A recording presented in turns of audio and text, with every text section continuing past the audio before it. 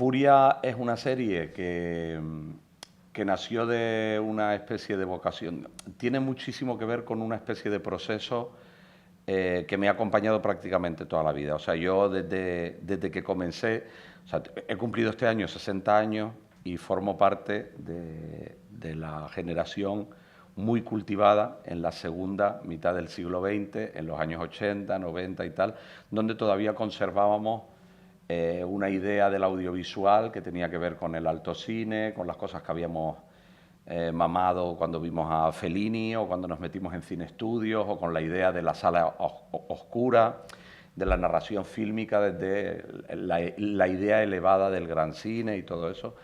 Y toda esa vocación tiene mucho que ver con un amor por lo meramente artístico. Ahora estamos en una forma de entender el audiovisual completamente diferente. Las plataformas han conseguido que haya muchísima diversidad de contenido, que haya muchísimas posibilidades de contar diferentes cosas, pero también que haya una cierta sensación de ligereza en todo, o de que la memoria al espectador le acompaña menos tiempo, porque tienen que tener una velocidad de consumo para que esas plataformas se sostengan, en las que aunque incluso veas algo muy noble, muy culto, muy inteligente, normalmente no viene para quedarse. Y esa vocación sí la hemos tenido los que nos hemos formado pues en los 70, los 80, los 90, que es la idea de que una película marque, que forme parte de la ideología creativa de una persona, de que el espectador la recuerde unos años después. Todas esas cosas de venir para quedarse forman parte de nuestra forma de entender el cine. Furia nace de esa especie de alta vocación o de alta ambición, pero a la vez tenía que aprender a pactar con cómo está establecido ahora mismo todo el juego, ¿no? Entonces, cuando yo empecé mi carrera en la segunda mitad de los 90 con películas como Perdona bonita pero Lucas me quería a mí, El grito en el cielo, Descongélate y todas esas primeras películas. Todavía estábamos muy vinculados a la idea de escribir y dirigir películas para convencer a un productor que moviera y construyera la financiación y se estrenaran en cines y luego fuéramos a festivales y todo eso. Y luego, durante todo ese camino, mi compañera de viaje, Dunia Yasso, con la que codirigí y coescribí las primeras películas, falleció, y eso me colocó en una década entera de ensayo-error. O sea, el mercado, yo me acercaba a los 50 años, en el mercado empezaron a aparecer gente muy joven, aparecieron las plataformas y no se me brindaron muchas oportunidades para continuar. Se convirtió en algo muy complicado para mí. No sé si de alguna manera pensaba la industria del tándem, si a lo mejor se quedó vivo el tonto, o no sé qué pensaban, pero no acababan de asumir que yo pudiera continuar mi carrera. Yo siempre digo que para esa especie de fantasía de ego, de cuando decimos me gustaría asistir a mi propia muerte, o ver mi propio funeral, o ver qué dirían las personas, yo sentí que lo viví. O sea, porque yo vi cómo en Antena 3 pusieron una película póstuma mía y de Dunia, o en Televisión Española hicieron un homenaje a Dunia y estaban poniendo películas que también eran mías, y como en Wikipedia todavía ponen Félix Sabroso y Dunia Yasso fueron unos directores, o sea, hablaban de mí en pasado estando vivo. Entonces fue bastante friki toda esa experiencia, y Furia es el resultado de una cabezonería. O sea, me he pegado 10 años luchando, recibiendo no por respuesta y haciendo algún que otro proyecto que estaba bastante... que eran de encargo, que eran alguna película. Intenté resistirme a hacer cosas que no me gustasen, porque encima además es verdad que empecé con comedias pop muy desenfadadas, como Perdona bonita pero Lucas me quería a mí, o El tiempo... o El grito en el cielo, pero luego El tiempo de los monstruos o La isla interior, que son mis últimas películas, son películas más sesudas, más dramáticas, más intimistas, y que tienen una mirada completamente diferente. Entonces, habiendo llegado a ese estado de las cosas, haciendo películas con un marcado tono autoral y que además evidentemente no lo petaron porque precisamente era un punto de giro que no le daba la mano a la comercialidad, más la muerte de Dunia, hizo que no fuese muy fácil retomar.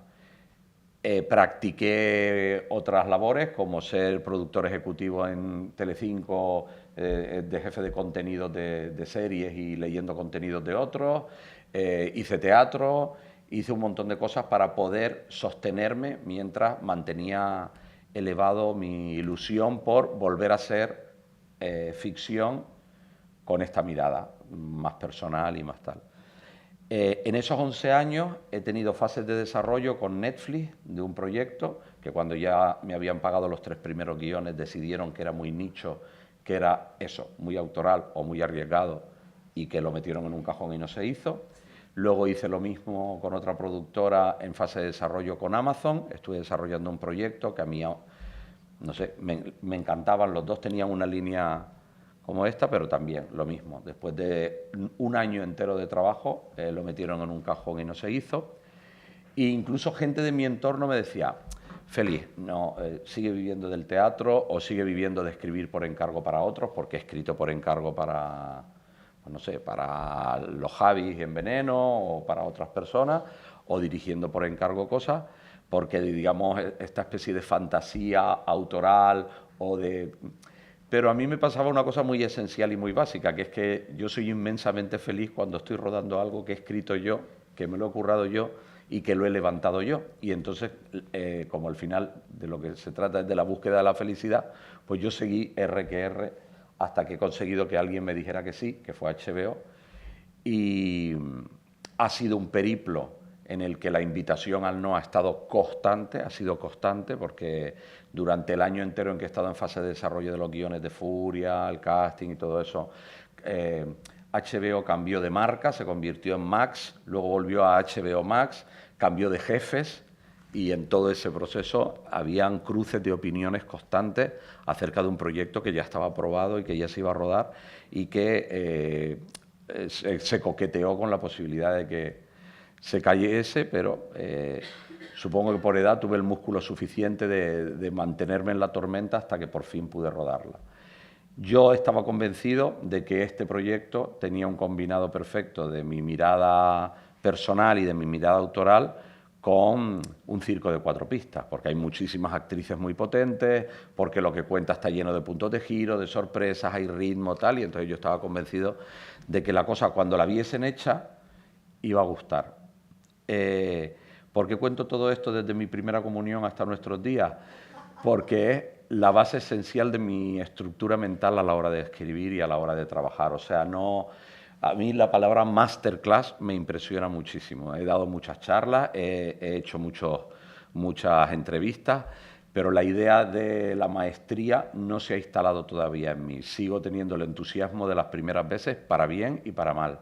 Y siempre estoy en el ensayo-error, siempre estoy practicando, siempre estoy buscando y ahora mismo en HBO están muy convencidos de que soy la hostia y yo digo, bueno, a ver qué pasa la próxima porque el síndrome del impostor me acompaña y digo, a lo mejor en la próxima no acierto. Pero, y entonces mi mecanismo, sí que es verdad que con 30 años de escritura de guiones, tengo algunas habilidades que son mías, personales, y que me he acostumbrado a trabajar, pero yo, las escaletas mías son impresentables, yo no hago escaletas que la gente pueda leer. Cuando me dice, pásanos una escaleta, digo, no, la escaleta es como una mnemotécnica, es para yo acordarme de dónde voy y a dónde voy, y no hay Dios que la lea. De hecho, hay veces que hay puntos que digo, ¿qué coño quise decir con esto? Y lo tengo que leer 3 o 4 veces. Es una herramienta de trabajo muy privada. Durante todo ese proceso que me acompaña, para mí es muy, muy esencial, algo muy esencial, que es el entusiasmo. O sea, si me lo creo, voy a muerte porque no dejo de pensar, me obsesiono. Y si me obsesiono, no dejo de pensar en lo que voy a hacer y busco las posibilidades. Yo recuerdo de pequeño, a mí las matemáticas se me daban muy mal, como a todos los creativos y a todos los que escribimos, se me daban muy mal. Y cuando tenía exámenes de matemáticas, no sabía hacer una raíz cuadrada o no sabía no sé qué, y llenaba y acababa encontrando el dato exacto que necesitaba después de llenar todo el examen de multiplicaciones, sumas y divisiones y haciéndolo poco menos que con los dedos, pero llegaba al resultado. Bueno, yo sigo creando con los dedos. Soy una persona artesanal que contempla, ya digo, el ensayo-error y que voy probando hasta que la cosa sale bien y huele bien. Y un diálogo mío, cuando un actor me viene y me dice, ¿puedo cambiar esta frase? Le digo, me cago en todo, porque esta frase me ha costado, le he dado 1000 vueltas y la he cambiado 80 veces y la vas a decir como está escrita, punto. O sea, soy muy cabezota con eso, con los actores. Durante... Voy mirando mi chuleta porque es como que me están haciendo una entrevista y yo me estoy haciendo preguntando. No. Durante... O sea, el nacimiento de Furia, la gente dice, bueno, es como un caleidoscopio, tiene muchas historias y tal. Tiene muchísimo que ver con esos 10 años sin trabajar. O sea, me cogió con muchísimas ganas, tenía ganas de contar un montón de cosas. Yo, con esa misma productora, hicimos un piloto de una historia. Es la historia que ahora en la serie está contada por Nat, por Candela Peña, el personaje de Candela Peña. Hicimos un piloto con otra actriz que no era Candela Peña y era la historia de eso, de una mujer en la cincuentena que trabaja en una tienda de alta moda y que ella cree que está en un momento en el que la van a ascender y que su discurso de la moda y su fascinación por la moda es como una especie de absurdo existencial, porque al final es una chica que vive en un barrio obrero y que lo tiene todo muy difícil y que además, lejos de ascenderla, lo que quieren es cargársela, ¿no? Por el edadismo, en el mundo laboral con las mujeres, bla, bla, bla, bla, bla, bla, y más en el mundo de la moda. Eso era la idea de la serie y un universo un poco más complejo de ese personaje. Estuvimos moviendo ese piloto por varios... Yo creo que estaba muy gracioso y estaba muy bien. Lo movimos por varias plataformas y al tercer no, nos dijeron que no en Amazon, nos dijeron que no en Movistar y al tercer no me dijo el productor, vamos a HBO, digo, digo, no resistiría un cuarto no, llevo 11 años de no y está a punto de, el entusiasmo ese que es una herramienta tal, está muy mellado, déjame darle una vuelta y déjame montar un circo de 4 pistas con esto, no me dejes que lleve esto solo. Entonces, aparcamos el piloto y construí un caleidoscopio de personajes enfurecidos, vengativos y que representasen la contemporaneidad de una manera más amplia. Algo más coral, que tuviese más actrices conocidas y que además tuviese más entradas, por si acaso algo no gustaba, que pudiesen decir, sí, pero la historia esta la puedes quitar o armemos el puzzle de otra manera, que pudiese ser más complicado disparar contra eso, ¿no? Y bueno, salió bien la jugada y creo que tuve un... Bueno, sentido común, que al final también es otro de los pilares esenciales de nuestro trabajo. Cuando escribes, cuando diriges, cuando olfateas lo que es conveniente hacer, el sentido común y estar un poco alerta te mantiene, que también el estar alerta tiene mucho que ver con el entusiasmo. Empecé a escribir, empecé a desarrollar guiones y tuve la suerte de, o sea, durante todos los años que me han dicho que no, pues me he sentido excluido, me he sentido envejeciendo, me he sentido fuera de juego, me he sentido que no valía, he sentido que no podía ser y tal. Y además, cuando la gente te dice que no, en la industria, supongo que lo habréis vivido alguna vez, no te dicen que no, simplemente no te contestan y te tienen meses esperando o un año esperando y en esa espera desespera, tu autoestima se pone por los suelos y ya poco menos que suplicas un no, aunque sea, ¿no? Entonces, todo eso no se produjo. Tuve un productor que de repente, cada vez que leía un capítulo, se entusiasmaba. ¡Qué bueno, qué tal, qué no sé qué! Y entonces yo solo escribía para él. O sea, yo lo que quería era complacerle. Yo quería que, digo, hostia, que el segundo le guste tanto y tal. Voy a poner lo mejor de mí. Entonces estaba muy entusiasmado, muy motivado por un tipo que me hacía la ola. Ya llegó un momento en que me hacía tanto la ola que dije, joder, a lo mejor está sobreactuando. No sé, a lo mejor es que me quiere animar o me ven inseguro, no sé. Bueno, el caso es que el tipo consiguió levantarme la moral y luego los de HBO también estaban muy a favor de obra, estaban muy a favor de obra. Y luego las actrices que he involucrado tienen bastante que ver con gente con la que yo ya he trabajado habitualmente y que han tenido un ejercicio de paciencia conmigo superior a mi propio ejercicio de paciencia, o tenían mucha seguridad en que yo tengo mucho talento y que podemos llegar a algo y tal, y yo digo, pero se ha pasado una década entera, lleváis, porque todos esos proyectos que me dijeron que no, yo quería tener buenas compañeras de viaje y Candela Peña, Carmen Machi, Pilar Castro, Natalie todas esas mismas actrices han estado en 3 proyectos míos que se han prolongado durante 10 años y que la respuesta final ha sido no. Entonces, o sea, tienen un premio a la fidelidad, gozan de todo mi amor, de todo mi respeto y vamos, soy su servil guionista para lo que deseen, porque me han apoyado mucho y ha sido fundamental el apoyo de este casting para que el proyecto saliese adelante. Cuando empecé a organizar esto, no solo tenía esa cosa medio artesanal y medio de buscar el camino yo solo en el ensayo-error y en tal, sino que era el único guionista. O sea, bueno, básicamente ya no primero por la cosa del ego creativo de desarrollar algo que me entusiasmase mucho y que fuese mi hijo, pero también porque necesitaba cobrarme yo todo el dinero. O sea, es que llevaba un montón de tiempo sin trabajar y yo decía, pero ¿y por qué se lo voy a dar a otros si lo puedo hacer yo y puedo ganarme el dinero? Si es que lo voy a necesitar, porque además cada vez que ya sabéis que hacemos un proyecto, pues entre el desarrollo de los guiones que te van haciendo notas, más hasta que ya te dan fecha de preproducción, hasta que se empieza a preproducir, hasta que ruedas, hasta que postproduces y estrenas, pasan 2 años y medio de tu vida en el mejor de los casos. Entonces, cualquier dinero que te ofrezcan, que siempre suena, hostia, qué bien nos pagan, deja de estar bien pagado porque tienes que estirar el chicle durante 3 años de tu vida. Y luego, cuando vuelves a empezar un nuevo proyecto, entre que te dicen que a lo mejor les interesa un nuevo proyecto y arrancas, pues a lo mejor entre que contestan de Nueva York o que dicen de la central que no sé qué o no sé qué, estás 6 o 7 meses esperando y a la vez no puedes coger otra cosa porque se supone que vas a arrancar algo. Entonces, bueno, estuve organizando todo esto. Si veis la serie tiene los 5 primeros capítulos, son historias independientes, cada una de ellas está protagonizada por una de las 5 chicas. Me gustaba darles ese lugar. Al principio empezó como un miedo a juntar a tantas titanas juntas todo el rato y a decir que cada una tenga su universo, que cada una esté sola y que cada una se sienta la reina de su historia y no tal. Bueno, era un miedo infundado porque luego se han llevado muy bien en todos los momentos en los que han coincidido.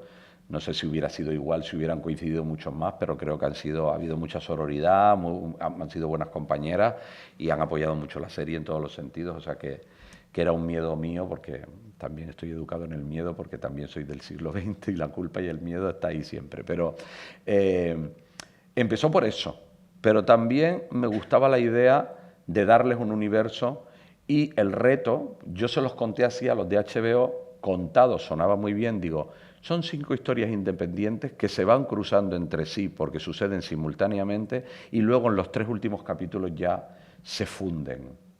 Cuando yo luego ya empecé a escribir eso, dije, madre mía, o sea, qué bien suena, pero qué complicado es tú solo, sin hacer un brainstorming con un equipo de guión y tal y que cual, ponerte a hacer este organigrama. Y entonces ahí pues me hice 1000 esquemas en la pizarra, 1000 dibujos de tal, y luego ya al final llegué a una conclusión y iba haciendo las historias en paralelo, o sea, cada historia era independiente en paralelo, y luego, una vez que estaban construidas y medio escaletadas las 5 historias, yo iba teniendo ocurrencias posteriores de cómo cruzarlas. Pues digo, bueno, pues cuando esta sale de la casa se puede cruzar con la otra porque vive aquí.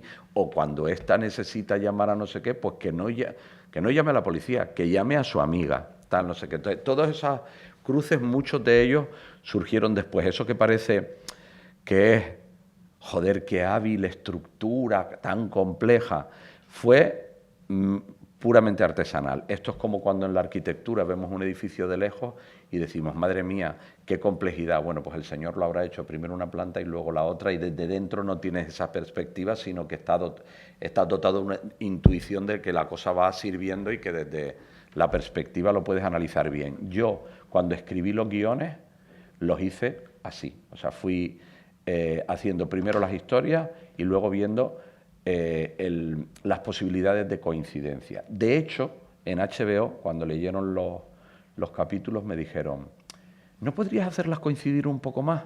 Porque nos da miedo que se convierta en una serie antológica y que los espectadores de repente digan, ay, pues prefiero ver solo el capítulo de Candela, o voy a ver como en otras series en que de repente recurres al capítulo que más te mola y te saltas 3.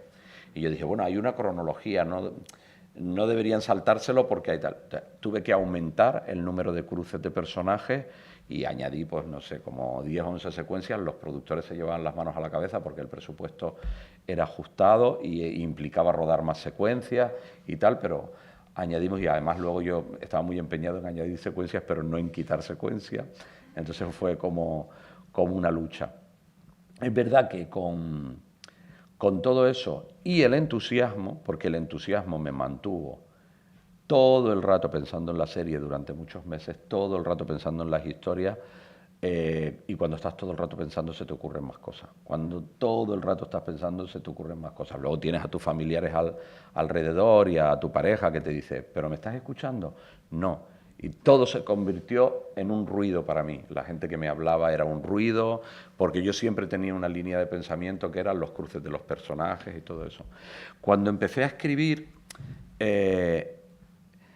yo quería hacer una sátira sobre la contemporaneidad, sobre el egoísmo, los intereses creados, las mentiras y la locura que se ha instalado hoy en día tan violenta de el familiarizarnos con la expresión de lo violento, de la furia, porque los personajes no son solo vengativas a las que aplaudiríamos, son personajes muy defectuosos, son personajes que luego están metidas en el sistema hasta aquí. Tú ves a Carmen Machi en el primer capítulo que se venga de su marido porque le está haciendo infiel con la criada, pero luego tú te das cuenta de que ella es una especie de snob estúpida que lo mismo hace esculturas, que se dedica a disparar y que de repente es un personaje con la que hablamos de la estupidez del arte contemporáneo y del arte conceptual y de cómo verdaderamente nos reímos de todo eso, o Candela Peña, pues con toda esa cosa de sí, del edadismo, de que la echan, pero luego es una mujer que vive en un barrio y que tiene un discurso como si fuera, no sé, una top model, o sea, tiene un discurso alrededor de la alta moda que no se corresponde con su realidad. Todos los personajes tienen un denominador común que son negadores de la realidad. Y ese a mí me parece que es un tema muy contemporáneo, negar la realidad. Creo que a mí me dio la impresión en el 2001, cuando se cayeron las Torres Gemelas, que con las Torres Gemelas se cayeron un montón de cosas y que a partir de ahí empezó a pasar que la sensación de seguridad que teníamos en Occidente y que teníamos una idea de que aquí no podía pasar nada, no era real, y que luego además empezaron a pasar un montón de cosas. Los bancos no nos empezamos a darnos cuenta de que no eran sitios seguros, que nos podían engañar, que nos podían robar, que además nos robaban, que además nos engañaban, pero a la clase política 3/4 de lo mismo, pero luego también la religión era un lugar donde te podían pasar cosas muy oscuras y muy abruptas, y con todo ese saco de mentiras hubo microrevoluciones en el mundo, la gente se intentó enfrentar con la realidad, y después de enfrentarse con la realidad, a la mañana siguiente se levantaron y volvieron a sus trabajos porque no había nada que hacer. No podíamos cambiar el mundo, no podíamos vencer a la banca, no podíamos... Y la única posibilidad de sobrevivir era seguir creyéndote tu rol, seguir creyéndote tu juego en lo social y tirar para adelante. Y eso que está en El tiempo de los monstruos, en mi película también, que al final los personajes de la película descubren que no son personas reales, que son personajes que establecen un juego, lo tienen estos personajes. A mí mi chico me dice, cuando ve Furia, me dice, has hecho El tiempo de los monstruos otra vez, pero ahora se entiende. Digo, bueno, pues será eso. Y entonces, a mí me gustaba la idea de toda esta furia. No solo te pones a favor de estos personajes porque den un golpe sobre la mesa y se venguen de injusticia, también te pones a favor porque te das cuenta de que están completamente metidos en el sistema hasta aquí y no tienen ninguna posibilidad de salir, y a la vez te sientes desconcertantemente representado por ellos, porque tú dices, pues sí, a mí me pasa lo mismo, si es que no hay...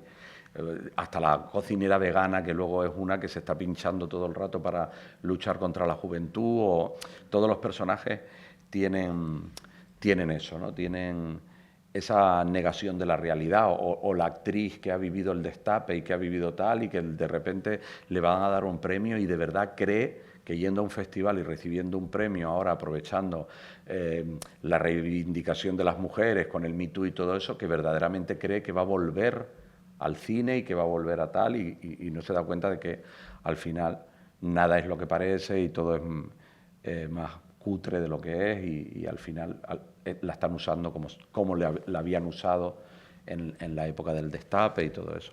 Todos los personajes tienen ese denominador común. Entonces, es verdad que la serie podía haber caído en lo maniqueo, porque todos los personajes masculinos son los villanos y los personajes femeninos son las que se vengan, las superheroínas, pero creo que me esmeré en que el dibujo de los personajes femeninos tampoco estuvieran libres de pecado, libres de defectos, para que ese maniqueísmo quedara relativizado.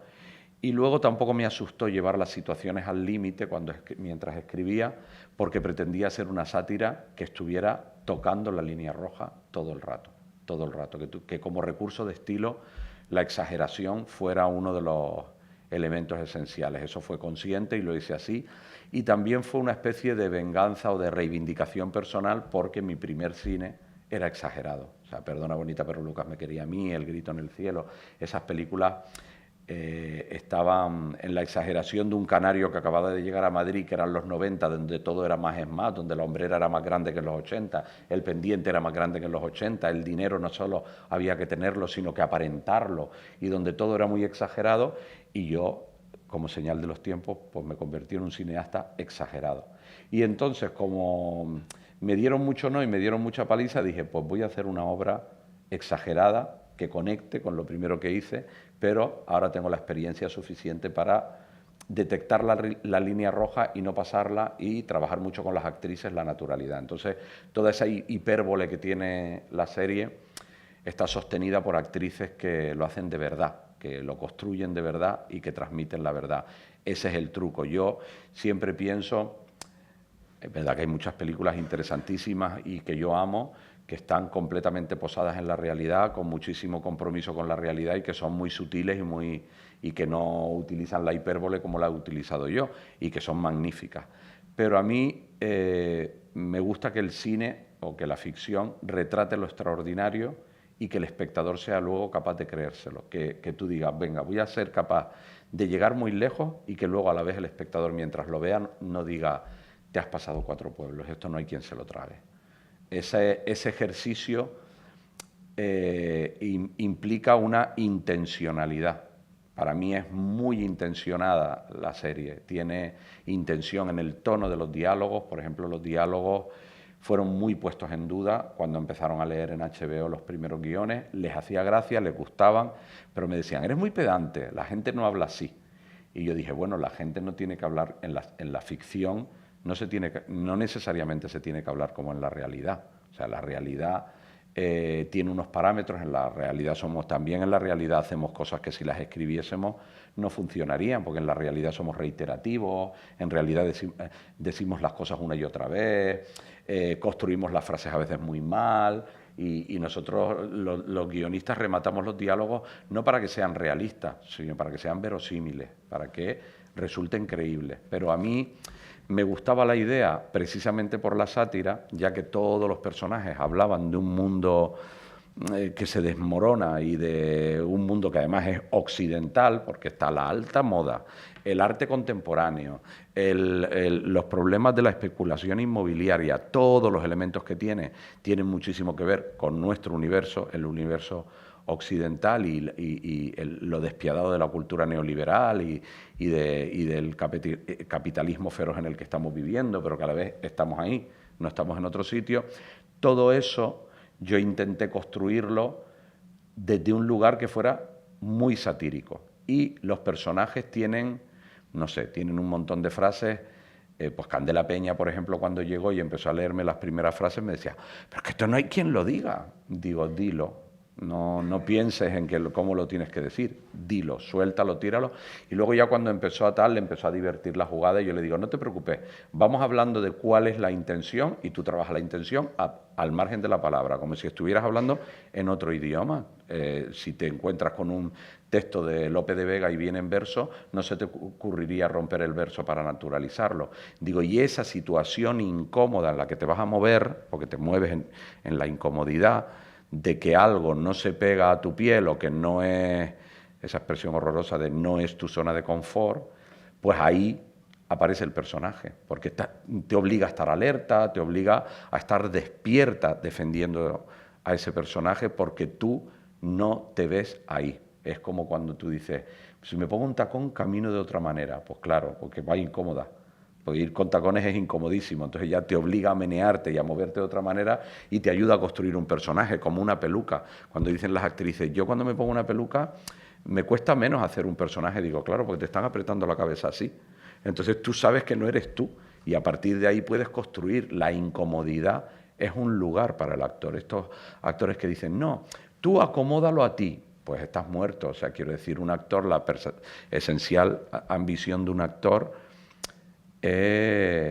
encontrarse con algo que no tiene que ver con él, encontrarse con una vida que no le pertenece, con un personaje que no le pertenece, con una forma de pensar que no le pertenece, y la primera herramienta que encuentra para salir de sí mismo es el guionista / director. Ese es la primera no persona que tú no eres y que puede acompañarte a un mundo que no tiene nada que ver contigo. Entonces, yo siempre le digo a los actores, tu director y tu guionista nunca está equivocado, solo porque te lleve a otro sitio. Luego ya tú puedes construir con verosimilitud a partir de los elementos que él te da para hacer eso creíble, ese es tu ejercicio. Pero lo mejor que puedes hacer es no ponerlo en duda. Esto es como cuando vas a terapia y te dice, no, en realidad esto te pasa porque no sé qué. No, yo no soy así. No, yo no hago eso. No, chica, ponte en duda, estás pagándole a esta señora. Es mejor que tengas tendencia a creerte que lo que te está diciendo apunta en alguna dirección y que tú escarbes a partir incluso desde el no en lo que te está diciendo, a que partas de la base de que no, porque entonces ahí estás instalada tú en quién eres. Pues lo mismo pasa con la construcción de personajes y lo mismo pasaba con estos diálogos que yo he escrito. Mira, hay frases, no sé si las recordáis, pero Candela Peña decía cosas que no se dicen, ¿no? Me acuerdo que, a ver, aquí había alguna. Yo creía en la cultura, en el pensamiento, creía en Europa, creía en París y creía en el estilo como una posibilidad frente a tanta locura. Eso no se puede decir. Pero ella decía, pues ¿cómo digo yo esto? Tal, no sé qué. Además, esto le tocó decirlo el primer día que vino a rodar. Luego, nos vendieron la comodidad como signo de felicidad, pero eso es mentira. Escoger la comodidad es signo de decadencia. Entonces, todo este tipo de cosas a mí me hacían gracia porque yo decía, la gente no habla así y a la vez va a ser muy satírico y va a funcionar muy bien porque son, como dice, son verdades como puños, pero en realidad son muy ingenuas las frases, pero en realidad alguien está hablando con mucha vehemencia de algo que tú dices, estás hablando de ropa, ¿sabes? Todo eso le otorga mucho humor. Y también cuando Carmen Machi le dice a la criada, cuando hay unas cajas ahí amontonadas, ¿esto es arte o lo tiro? Y ella se queda ahí mirando las cajas y dice, tíralo. Tal, ¿no? Pues este tipo de cosas a mí me hacía gracia. Ahora estoy escribiendo la segunda temporada y después de escribirlo, después de que me dieron mucho la lata en la primera temporada con eso, después de escribir los 8 guiones, ya me los han aprobado, les gustan tal y que cual, y me dicen, si les puedes dar una vuelta y meter algunas frases de esas un poco raras de las tuyas, digo, vale, pues le doy una vuelta. Porque es verdad que en la segunda temporada las cosas suceden más rápido y se van entrecruzando. Desde el primer capítulo ya no hay presentación, sino que desde el primer capítulo todas las historias van cruzadas y no hay tanta abundancia de diálogos de estos satíricos y absurdos y tal. Y ahora estoy haciendo el ejercicio de hacerla dialogar un poco en la línea, tampoco lo quiero forzar, no quiero meter nada con calzador, no quiero que se parezca, no quiero que la segunda temporada se parezca a la primera, eso es también tiene que ver con el entusiasmo. Cuando me empezaron a decir, ¿qué vas a hacer con la segunda? Porque mola mucho el personaje de Candela, mola mucho tal. Y yo digo, no, van a ser nuevos personajes, nuevas mujeres con nuevas historias. Y me dijeron, sí, en serio, porque es que ha gustado mucho el personaje de Candela. Digo, ¿y qué quieres? ¿Que se ponga a hacer chistecillos sobre moda o que queme otro edificio? Digo, voy a repetir la jugada y la potencia y la sorpresa que tiene la primera temporada, yo creo que debo repetirla con la segunda, aun a riesgo de que hay un público cada vez más infantilizado que le gusta como a los niños, cuando le pones una película de dibujos 8 veces y quieren ver la misma película una y otra vez, entonces quieren los mismos personajes, las mismas situaciones, la tal, pero yo me parece que es un ejercicio más honesto y más valiente meterte en un nuevo universo aun a riesgo de que no guste tanto, de que interese menos o de que establezcan comparaciones, pero me parece que a mí por lo menos me pone en un modo a la hora de dirigir y de escribir que me gusta más que sentirme. Si me siento estirando el chicle de la primera temporada, sería algo parecido a sentirme trabajando por encargo. Estaría como trabajando por encargo. No me apetece esa sensación. La he tenido por necesidad en algunas ocasiones y me veo en un 30%. No me siento capaz de tal. Bueno, cuando empecé toda la preproducción, luego empezó a ensamblarse algo que ya estaba, bueno, todos esos diálogos, todas esas situaciones, todo eso que yo le entregué al equipo, generó mucho entusiasmo en los jefes de equipo, les gustaba la idea porque es verdad que se hace buena ficción en España, se hacen muchas cosas, pero también se hacen muchos, ¿sabes? Policíacas, thrillers, procedimentales, no sé qué, hay una serie de géneros que se tocan muchas veces, o comedias en un tono muy cañí, tal, no sé qué, muy español y tal. Y cuando vieron el tono de la serie y el tipo de personajes y de situaciones, se entusiasmaron muchísimo.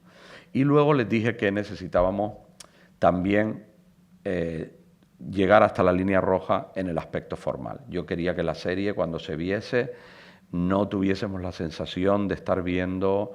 o sea, que viese una imagen y dijese, eso es Furia. Y entonces, con el director de fotografía empezamos a buscar imágenes, le hice un dossier, rescaté muchas imágenes, no solo de cine y de audiovisual, sino de grandes fotógrafos, Philip Lorca di Corcia, que a mí me gusta mucho, Edward Hopper, que lo usa, todos los cineastas hemos recurrido alguna vez a un cuadro de Edward Hopper para decir, un plano como este, los colores y todo eso. Trabajamos mucho en eso. Me empeñé mucho en que hubieran reuniones, que cuando ya estás en preproducción les molesta muchísimo a los equipos porque cada uno está trabajando su universo y en su pequeño reino de taifa y no quieren... Y además nunca hay tiempo suficiente ni nada. Pero sí que intenté que el equipo de arte, el equipo de peluquería, maquillaje y vestuario y el equipo de fotografía se reuniesen conmigo en bastantes ocasiones para que estuviesen orquestados. Y porque luego uno de mis miedos era precisamente que como cada capítulo tenía un universo diferente, yo quería que esos diferenciales no solo le dieran la mano al tono de la serie, que no es muy naturalista, sino que yo les decía, es que si te haces una película de Tim Burton está clarísimo que vas a poder elaborar lo formal, primero porque tienes pasta y segundo ya porque la propia historia te lo da. Pero aquí es que voy a estar en el mundo de una rica millonaria en una casa con arte contemporáneo donde sí que voy a poder intervenir mucho, o en un centro comercial de alta moda donde voy a poder intervenir mucho, pero luego me voy al mundo de Natalie Poza y vive en Usera y parece que me voy a Ken Loach. Y luego cuando me voy a otro personaje, o sea, cada universo era de su padre y de su madre y debía haber elementos que nos ayudasen. Y entonces pues llegábamos a las típicas conclusiones del, bueno, pues en la casa, para seguir siendo Usera y para que siga siendo una casa de barrio y tal y que cual, pero no recurramos a las paredes blancas, pongamos papel de decoración para intensificar los colores. O en la casa de Marga, que es ese casoplón impresionante, todo de color óxido, pues de repente dijimos, todo en óxido. ¿Qué hacemos con el pelo? Pues ponerle el pelo naranja, ponerle el pelo de Vivienne Westwood para que parezca el mismo pelo tal y que empastemos. Y entonces por eso hay una foto que se ha hecho en Icónica, que ella está con las copetas y es la pared del mismo color que el pelo, del mismo color que el vestido, y es todo como empastado. Todas esas cosas las fuimos estudiando y ya todo el mundo se puso muy creativo. Ya todo el mundo quería ofrecer cosas diferentes y al final lo que vas haciendo, porque claro, tú tienes que ser muy asertivo, cuando estás hablando con los jefes de equipo tienes que transmitirles que lo puedes hacer, que lo tienes clarísimo y que todo lo que tú propones, que viene de un mundo imaginario y que puede ser acertadísimo o equivocadísimo, tiene que sonar a, joder, qué razón tienes, es que hay que ir por ahí.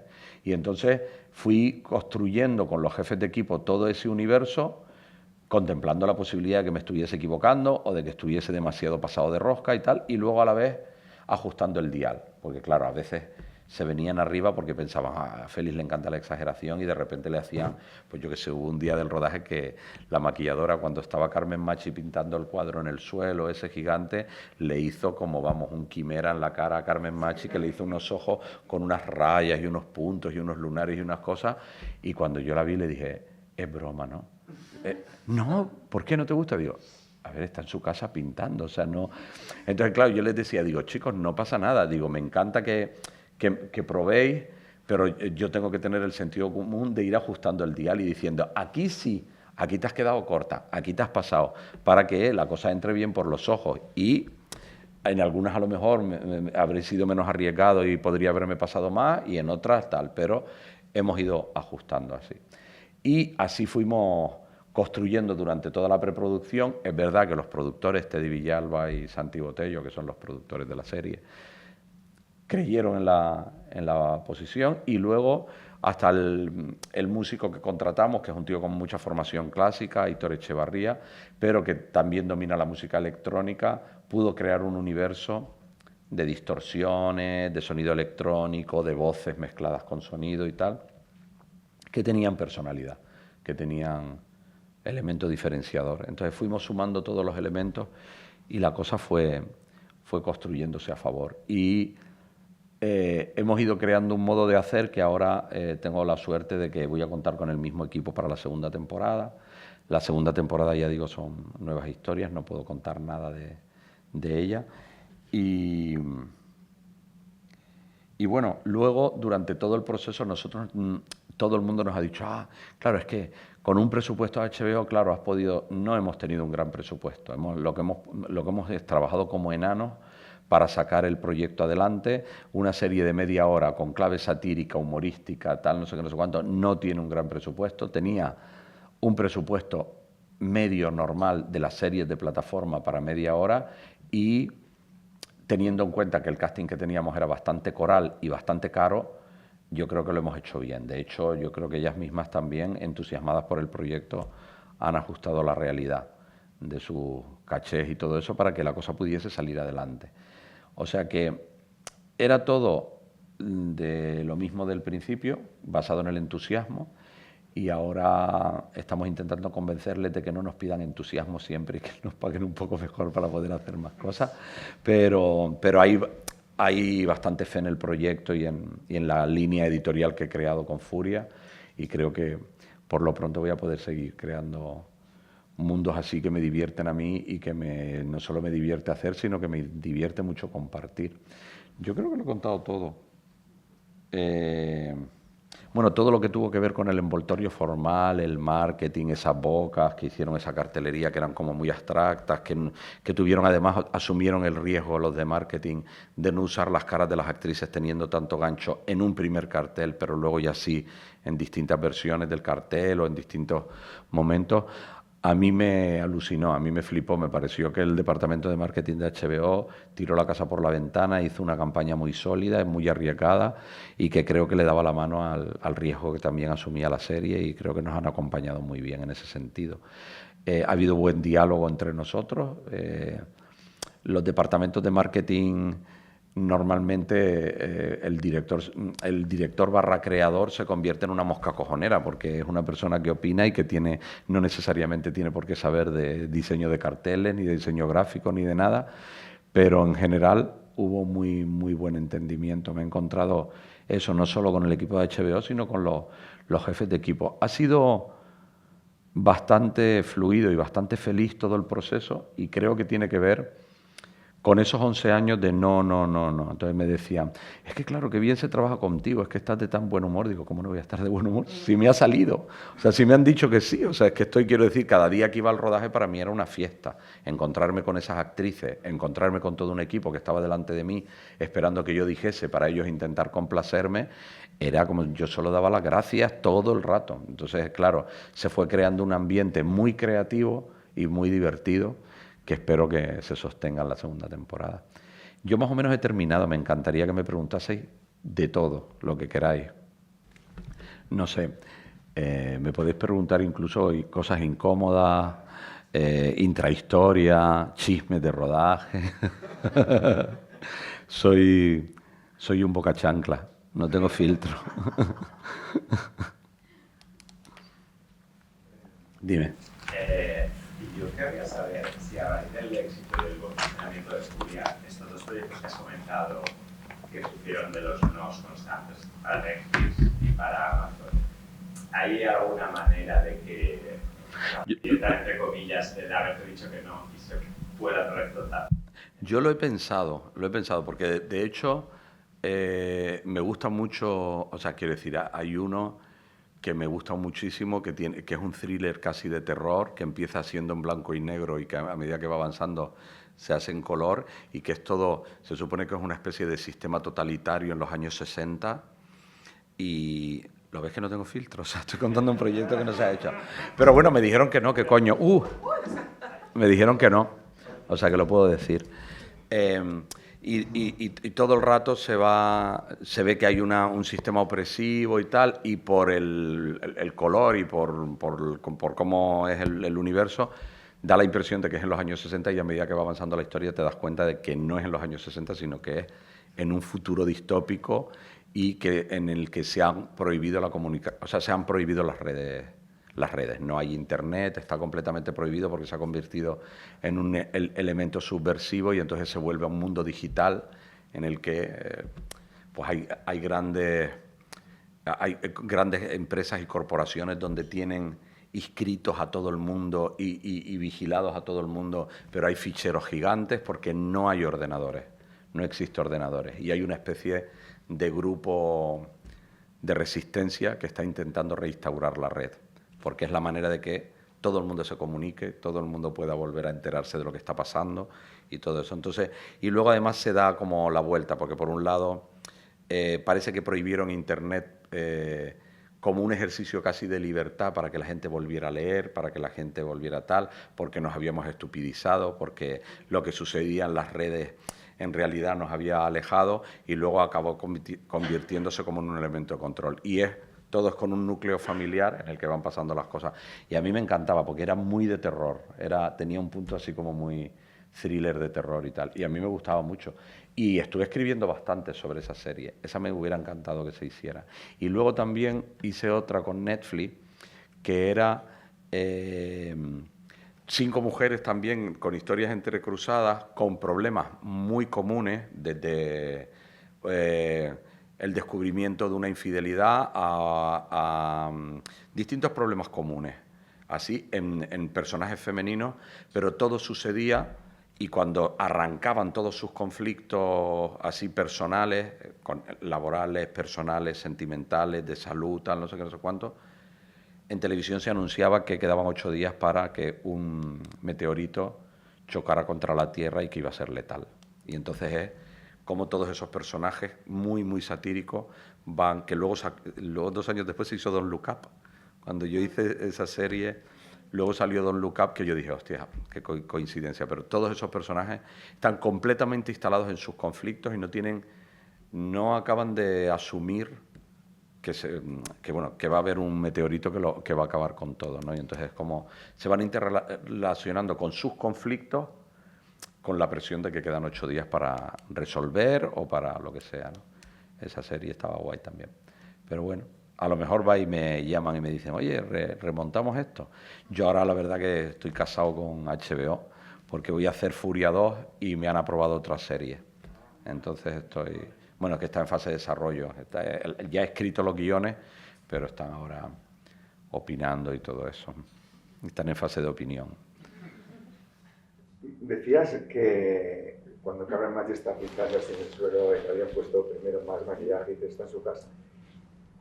Pero después en la escena, cuando la señora le empieza a estar dando a luz y le ponen el niño, Sí. el bebé, con una pistola, ahí sin embargo sí que te vas... Sí.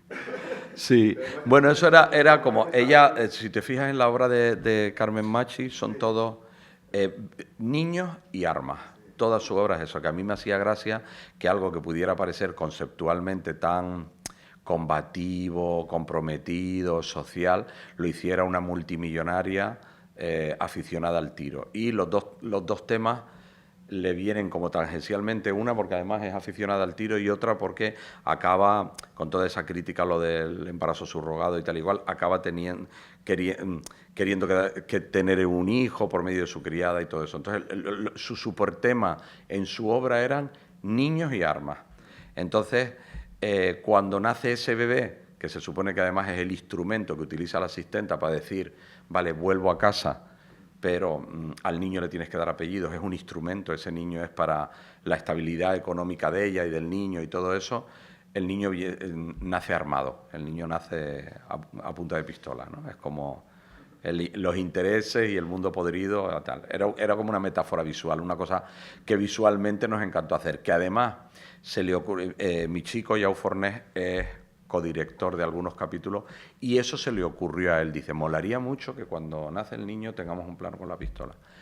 Y yo tengo una pistola en mi casa que es una pistola de verdad, que la tengo porque una vez en unas fotos que estábamos haciendo para un rodaje, se hicieron unas fotos en mi casa y trajeron, hace muchos años, antes ahora es con un maestro de armas, no sé qué, trajeron una pistola para hacer las fotos. Y la actriz al final, mientras estaba haciendo las fotos, dijo, pero es que esta pistola pesa un quintal, porque de verdad, ¿no podéis traer una de plástico? Y le compramos una de plástico y esta se guardó en su cajetín, la metimos en el altillo en espera de que vinieran a recogerla. Claro, luego pasaron tantas cosas en mi vida, Dunia se murió tal y cual, que un día mirando en el altillo yo veía ese maletín y un día fui a pegar un cable y pensaba que eran las pistolas estas de pegar con... Y cuando abrí digo, hostia, tengo una pistola en mi casa y tal. Y entonces mi chico me dijo, vete a la comisaría y devuélvela. Digo, no, porque no sé lo que ha pasado con esta pistola. Yo no sé si de repente está registrada de algún crimen o lo que sea y me van a meter en un lío. Déjala ahí guardada, yo qué sé. A lo mejor en un mundo distópico acabo necesitándola. No sé, nunca se sabe. Pero bueno, hay una pistola en mi casa. Y entonces él me dijo, pues vamos a llevar la pistola y tal. Pero digo, es que con las multinacionales hay un problemón con ese tipo. Tú no puedes llevar una pistola real a un rodaje y no la tiene que venir un maestro de armas, tienes que hacerlo todo con una legalidad. Tal. Por supuesto, la pistola no tenía balas, ni tengo balas, ni pienso tener balas. O sea, no quiero que me inspire en un mal momento tener una pistola con balas en mi casa. Entonces, no iba a pasar nada. Pero yo cuando llegué le expliqué al productor, oye, pienso hacer este plano, y el productor me dijo, vale, haz un plano con la pistola y un plano sin la pistola, porque es muy susceptible de que ese plano te lo quiten, porque para empezar no está en guión, entonces ellos no te lo han aprobado. Puede que te digan que quites ese plano. O sea, rueda el mismo plano sin la pistola. Vale, digo, yo he traído una pistola, pero no te preocupes, es de mentira, tal, es de fogueo y tal. Y el productor cuando la cogió me dijo, esta pistola es de verdad, ¿no? Digo, yo creo que no. Digo, está en mi casa y tal, yo creo que no y tal. Dice, tú sabes que rodar con una pistola de verdad nos implica un problema. Voy a tener que traer a un maestro de armas, tenemos que tener un permiso y tal. Digo, que ya te digo que no. Digo, si la tengo en mi casa de una sesión fotográfica. Y hicimos la sesión con una... ¿Ves que no tengo filtro? ¿Eh? Es la de mi casa, sí, es la que tengo en mi casa. Sí.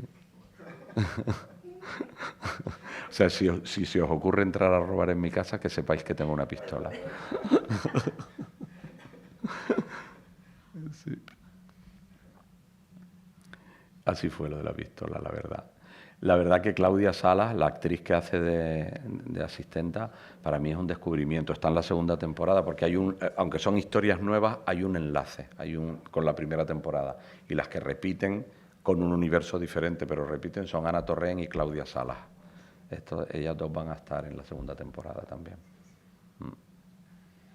Y me fascina ella como es como actriz y qué poca dificultad pone, qué entregada es. A mí me encanta, me encantó trabajar con ella. Normalmente yo me estoy más cómodo con actrices con más edad, o sea, con actrices a partir de 40 y pico, y además a medida que voy cumpliendo edad yo, también más mayores. O sea, me gusta, y además siempre he pensado, digo, es que claro, me dice, claro, en Furia hay tramas de personajes más jóvenes, pero normalmente cuando pones a dialogar a los personajes jóvenes, yo lo leo y digo, ay Dios mío, no quiero que parezca, iba a decir élite, pero es que ya me estoy pasando de afiltrado. No, digo que no quiero que parezca una serie juvenil de esta de estudiantes en un instituto y tal y que cual. Y claro, tú dices, pero ¿de qué hablan? ¿Cuáles son las pulsiones emocionales? Pues bueno, yo qué sé, a no ser que te quieras hacer una película, yo qué sé, tipo eso, otra vez que en Loach, muy realista, en el que cuentas conflictos humanos y tal y que cual, y ves a los jóvenes y tal, pero como no es mi mood, me siento más cómodo con gente que ya venga herida y gente que ya haya pasado por la vida y que les pasen cosas y que ya tengan un... Pues eso, a partir de 40 años a la gente ya se le ha muerto alguien, la han dejado alguna vez, ya tiene sustancia humana para poder describir y escribir cosas que tal. Con lo cual, hasta el punto de que a medida que van siendo más jóvenes, me comunico peor. En el trabajo, luego tengo muchos amigos muy jóvenes y me encanta estar rodeado de gente joven, mi casa está llena de gente joven. Pero en el trabajo, o sea, por ejemplo, a los niños no los dirijo. O sea, es que intento no escribir para niños y cuando no me queda más remedio que haya un niño, le doy una frase y siempre, si veo que está muy exagerado, que lo está diciendo mal, le digo a la madre, ¿le puedes decir, por favor, que es que está muy exagerado? Entonces, es que no sé cómo decírselo, porque es que yo voy y hay veces que he ido y me dice la script, es que a un niño no le puedes decir así, al niño es como jugando. Digo, pues no lo hago.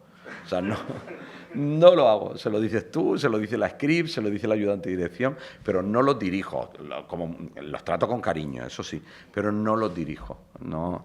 Y me va pasando que a medida que van siendo más jóvenes los actores, tengo la sensación de que comunico peor con ellos, porque tengo la sensación de, por ejemplo, con los personajes jóvenes de la serie, yo estoy contando que estos personajes están avispados y educados por gente de mi generación o de generaciones más jóvenes que yo incluso, en los intereses creados, en defenderse con uñas y dientes, en esta especie de burbuja que es las redes sociales, tal, todo, no sé qué, no sé cuánto, pero ellos, algunos actores jóvenes, cuando yo les explicaba con mi mirada crítica sobre eso. Ellos estaban inmersos en eso y no lo leían de la misma manera. Entonces, cuando yo se los explicaba, me decían, entonces, no tengo facilidad para trabajar con gente muy, muy joven.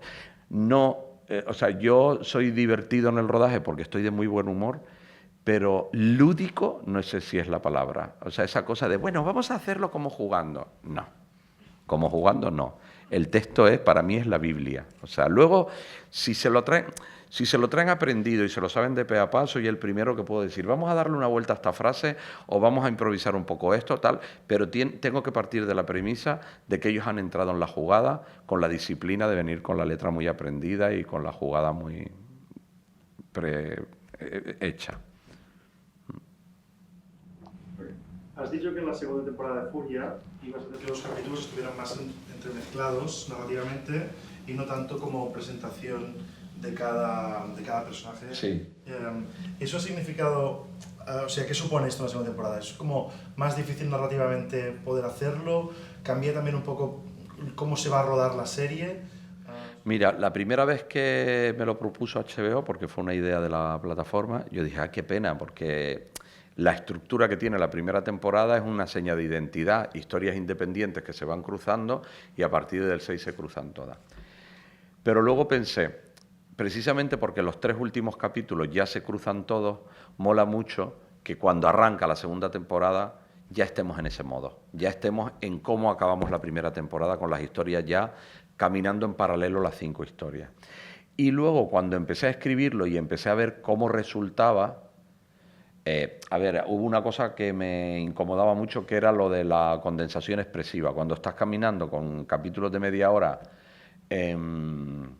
para contar 5 historias que van caminando a la vez y que además ninguna historia quede demasiado descompensada, o una la dejas que lidere un poco y sea el núcleo y las otras vayan como caminando un poco en paralelo pero a la par, o si no, 5 tramas a la vez en capítulos de media hora, es un galimatías. Entonces, hubo una dificultad con eso, me quedaban un poco largos las versiones, todo eso, Cuando lo extractaba me daba la sensación de que me quedaba como que le faltaban aire a las historias y todo eso. Entonces me permití la libertad de que no estuvieran igualados en timing todos los personajes y decir, bueno, pues a lo mejor en el capítulo 2 cuento más del personaje este y aunque hayan interjecciones de los otros, pero luego en el capítulo 3 se recupera el que estaba solo en 3 secuencias en el capítulo anterior. O sea, he jugado a eso, a no ser tan matemático. Yo la matemática la he seguido usando como cuando niño hacía...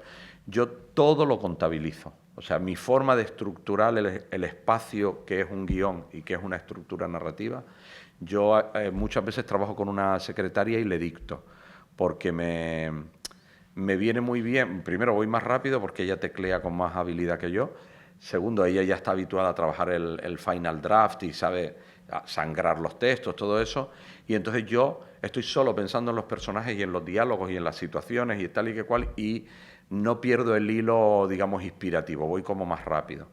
Pero como no estoy delante del papel, estoy todo el rato diciéndole, ¿cuántas páginas llevamos de esta secuencia? Llevas 3. Ha pasado de 1,5, ha pasado de 2. Estoy todo el rato haciendo la matemática de duración o los bocadillos. Le di un bocadillo de texto. ¿Qué digo? ¿Cuántas líneas tiene ese bocadillo? Estoy todo el rato construyendo el guión numéricamente, por el número de páginas de cada secuencia, por el espacio que ocupan, y con eso me voy haciendo una idea de qué importancia, qué trama va ganando o qué ritmo narrativo está teniendo el capítulo. Entonces eso ya lo voy contabilizando desde ahí. Luego si hay un momento en que necesito ver la página, ¿no? que la quito de la silla a la secretaria y me siento yo y me pongo a ordenarlo yo, ¿no? A rematar la jugada, a reescribir, a reajustar.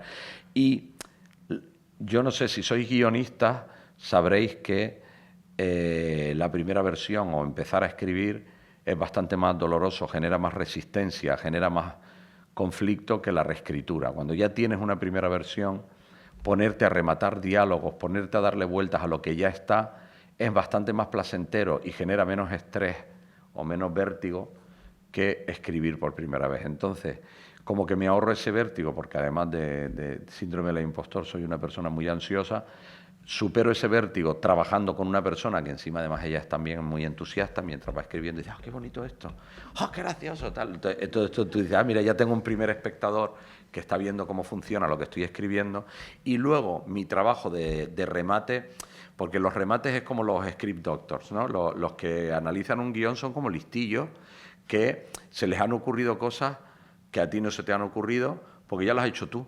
Entonces, tienen un guión y es muy fácil decir, pero esta secuencia hubiera quedado mejor si la alargaras un poco. Digo, coño, claro, pero es que tú lo estás diciendo a partir de que ya está hecho. Siempre es más fácil analizar y darle vueltas a algo que ya está creado que crearlo. Y ese es mi trabajo cuando la chica que me ayuda se va y me pongo yo solo con el guión, hacer de listillo. Me leo lo que he escrito y digo, no, esto está un poco largo, no, este diálogo tal, no sé qué. Y ahí me veo yo a mí mismo, me crezco, digo, coño, qué bien lo estoy rematando, ¿no? Sí. ¿Y te ha pasado que tú a lo mejor quieras que una trama lidere un poco y luego a la hora de la verdad hay otra que... Sí, bueno, sí me pasa. Intento, a ver, desde la escaleta y de la creación, cuando hago la escaleta, cuando pienso un poco, le pego la pensada, cuando hago las cosas numéricamente, no hay tantas sorpresas, pero sí que es verdad que hay personajes que empiezan a hablar solos y que se te ocurren un montón de cosas que dicen y tal, y que luego dices, joder, qué pena, lo tengo que cortar, es que está larguísima la secuencia y está perdiendo la tensión dramática la situación o el ritmo del capítulo. Pero sí que lo que hago es que digo, no, estos bocadillos me los voy a guardar para otro momento porque aquí dice unas cosas que a lo mejor me van a venir bien. Luego a lo mejor no las vuelvo a usar. O luego sí encuentro una situación en las que las recorto. Yo me acuerdo, hay un libro de Raymond Carver, no sé si habéis leído a Raymond Carver, que los relatos son como muy esquemáticos, muy esquemáticos, alcanza mucha profundidad con mucha síntesis expresiva y tal. Y luego hay un libro que es de poemas de él, y algunos poemas de él son rescatados de trozos de libros de otros.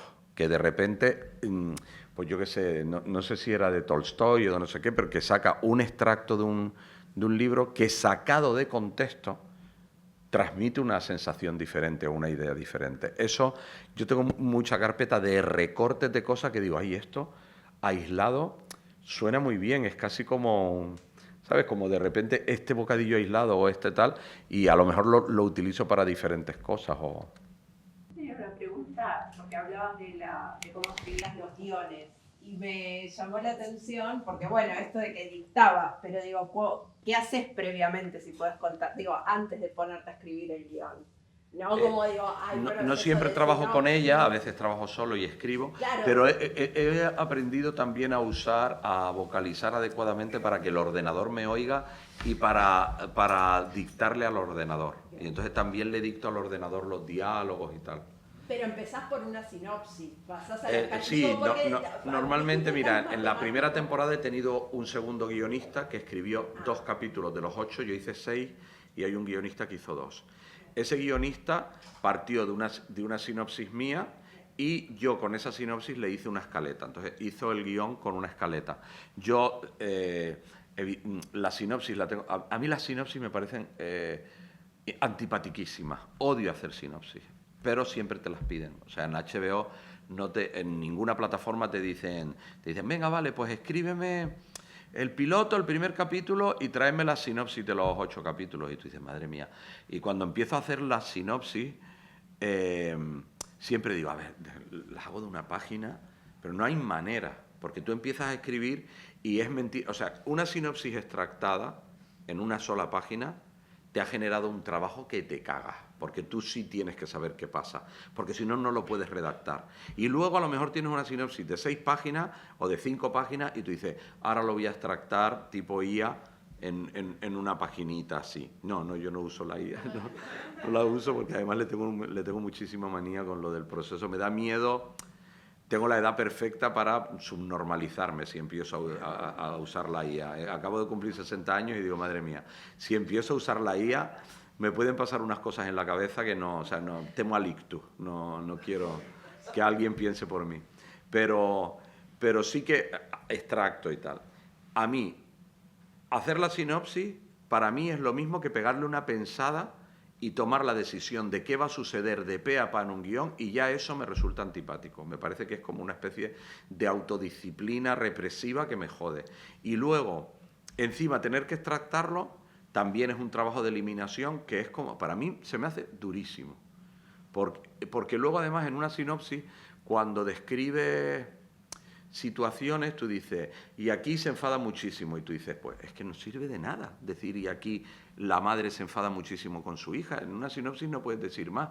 Y en cambio, cuando lo dialogas, de repente tienes un diálogo donde se desmenuza lo humano, donde tú ves el personaje, cuál es su conflicto real, donde estalla ante cosas que han sucedido antes y qué tal. Y eso una sinopsis no lo desprende. Entonces, y cuando escribes sobre lo humano y escribes sobre personajes, las sinopsis no son nada seductoras. Entonces, pero bueno, te lo piden. Y luego, una vez que ya las he hecho a regañadientes y como muy a la contra, agradezco mucho tenerlas, porque digo, ay, mira, esto me facilita mucho el trabajo y me resta miedo a la página en blanco y todo eso, me ayuda. Y luego, cuando hago la escaleta, cojo la sinopsis, y si la sinopsis tiene una página en la que verdaderamente están prácticamente todos los puntos, empiezas a separarlos con puntos y apartes y empiezas a desarrollar cada punto y te sale una escaleta con muchísima más facilidad. O sea que el viejo truco desde Sitfield hasta nuestros días, de primero la sinopsis, luego una escaleta, luego un tratamiento y luego un guión, honestamente es muy útil. Y luego es verdad que la creatividad surge cuando estás tan respaldado por esos documentos previos. Cuando verdaderamente te sientas ante el guión, puedes ser infiel a la escaleta o al tratamiento, porque ya te sostiene, eso te sostiene. Sabes a dónde vas y, bueno, yo qué sé. Así que siempre me peleo con hacerlo, pero siempre acabo haciéndolo. Sí. Mira, te quería comentar, para crear estos 8 capítulos, creo que eran, ¿no? De sí. 30 minutos, ¿cuánto habíais tenido que estar rodando? Y añadiendo una pregunta más, con el tema del presupuesto, si se puede saber cuál tenías y dónde hubieras puesto más. Yo tampoco creas que soy de los que se sentiría cómodo con muchísimo, muchísimo dinero para rodar. O sea, esa gente que dice, yo tenía 7 días por capítulo, rodaba los capítulos en 7 días y era bastante heavy porque tienen muchas localizaciones y los cambios de localización es lo que más te retrasa en un rodaje. Si tú en un mismo día estás en un mismo sitio, pues tiras millas, el equipo se hace y lo sacas. Pero si en mitad de la jornada tienes que cambiar de sitio, el traslado de todo un equipo con los camiones, con todo, retrasa un montón. Es mentira, no se puede hacer en 1 hora, pierdes 2. Entonces, eso te retrasa un montón y pierdes horas de trabajo. Me hubiera gustado tener 10 días por capítulo en vez de 7. 10 días por capítulo. Pero tener esta gente que dice, es que tardan 1 mes por capítulo. Hostia, yo no me quiero pegar 8 meses haciendo lo mismo. No quiero estar 8 meses haciendo una serie. Me parece soporífero. Creo que perdería, y vuelvo a ello, el entusiasmo. O sea, creo que se convertiría en una cosa como todos los días lo mismo, todos los días, y ahora una jornada entera para 2 planos, donde además acaba mandando más el técnico, el proceso, el FX y su puta madre, que tú y los actores y la narración, y la prisa y la urgencia te acaba resultando muy inspiradora porque vas a muerte y estás como alerta. Yo prefiero eso. Me gustaría tener un poco más de presupuesto. El presupuesto sí que, me cruje HBO si digo lo que cuesta cada capítulo. Pero vamos, está en el precio medio de una serie de media hora. Supongo que habrá gente que las haga más baratas y otras más caras, pero está en el presupuesto medio. ¿Y cómo se respetaba la escaleta en montaje? Es decir, ¿cómo cambiaba una vez entraba en la sala de postproducción? Sí cambiamos cosas, sí, es verdad que de los guiones originales en montaje descubrí que como habían cruces de personajes, de repente hubo cruces que los moví de capítulo, hice esas cosas. O situaciones, no sé si os habéis fijado, que hay situaciones que se reiteran cambiando un poco de perspectiva, ¿no? de un capítulo a otro. Bueno, estoy partiendo de la base que la habéis visto, pero se hace eso. Esas reiteraciones a veces no eran tan...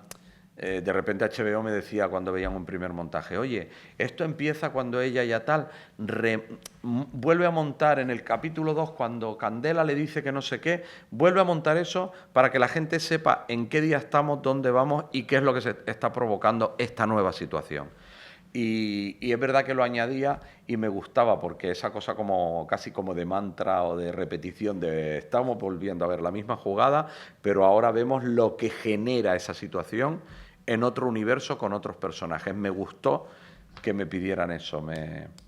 La verdad es que me han dado buenos consejos, tanto con lo que... A ver, yo me he enfadado siempre que se meten, siempre tengo una primera fase en la que digo, ay, de verdad, no sé qué, las notas, tal, siempre tal.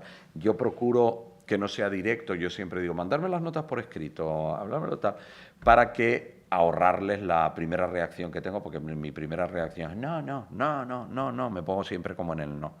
Y es muy poco hábil eso, porque como insistas mucho en un no, ponen el foco en eso que has decidido no cambiar. O sea, yo aconsejo siempre decir, vale, dime, venga, vale, y como mucho dice, le doy una vuelta y lo miro, pero no expresar que estás en desacuerdo o que te flipa lo que has hecho y que no lo quieres cambiar. Porque los pones alerta, ellos son gente que está trabajando no solo en tu serie, sino en tropocientas series a la vez, y lo que quieren es minimizar sus conflictos, no quieren decir, ahora tengo este asunto abierto con este capullo porque tuve una reunión de guión y no cerramos, se quedó en tablas. Es mejor que te cuenten ellos y que se vayan a otra serie, y a otro proyecto, y a otra cosa. Y tú luego en tu casa lo meditas, muchas de las cosas que te dicen cuando las meditas, descubres una manera de cambiarlas que no te ofenden, que no te jode y que a ellos les va a gustar. O, en el peor de los casos, que no lo quieras cambiar, no es lo mismo decirles que no cuando te lo están contando, que para ellos ya es incómodo contártelo, que cuando ya les has hecho todos los cambios, les dices, oye, mira, he hecho prácticamente todo lo que me has dicho, pero lo de la secuencia 38, la verdad que lo probé, y fíjate tú, porque ahora le he cambiado una frase, yo creo que ahora funciona de otra manera, y no lo cambias, pero ya no lo tienes alerta, ya es otra cosa. Esto me ha costado muchos años porque es verdad que siempre he caído en el error de irritarme. Y ahora últimamente lo he aprendido. Y es verdad que tengo buenos compañeros de viaje. O sea, no me dicen cosas que yo digo, madre mía, entienden la serie que estamos haciendo y lo que me suelen proponer me funciona. Ya está, pues ya está.